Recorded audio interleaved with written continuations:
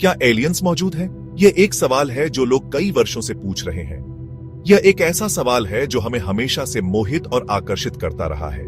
ब्रह्मांड एक विशाल और रहस्यमय जगह है। हमने इसका केवल एक छोटा सा अंश ही खोजा है। क्या यह संभव है कि वहां बाहर अन्य बुद्धिमान जीवन के रूप मौजूद हो? कुछ लोग मानते हैं कि हम ब्रह्मांड में अकेले नहीं हैं। वे अंतरिक्ष की विशालता और अरबों सितारों और ग्रहों की ओर इशारा करते हैं। उनका तर्क है कि सांख्यिकीय रूप से यह असंभव है कि पृथ्वी ही एकमात्र जीवन वाला ग्रह हो। दूसरी ओर कुछ लोग अधिक संदेहवादी हैं। उनका कहना है कि एलियंस के अस्तित्व का समर्थन करने के लिए कोई वैज्ञानिक प्रमाण नहीं है। वैज्ञानिक दशकों से एलियन जीवन के संकेतों की खोज कर रहे हैं। वे शक्तिशाली दूरबीनों का उपयोग करके ब्रह्मांड को स्कैन करते हैं ताकि रेडियो संकेतों और अन्य बुद्धिमान सभ्यताओं के संकेतों की खोज की जा सके।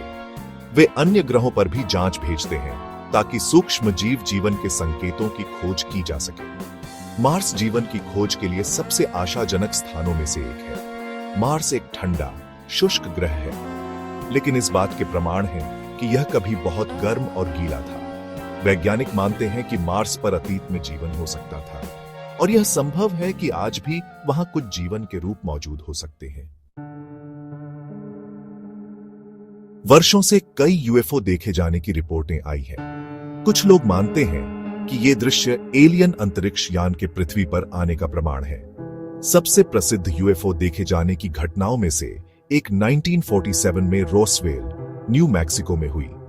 रिपोर्टों के अनुसार एक किसान ने अपने खेत में अजीब मलबा पाया।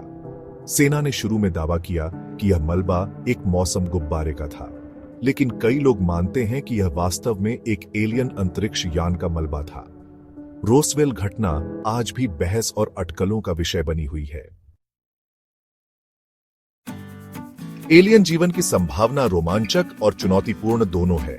यदि हम यह खोज लें कि हम ब्रह्मांड में अकेले नहीं हैं, तो यह हमारे ब्रह्मांड में हमारे स्थान की समझ पर गहरा प्रभाव डालेगा। यह कई नए सवाल भी खड़े करेगा।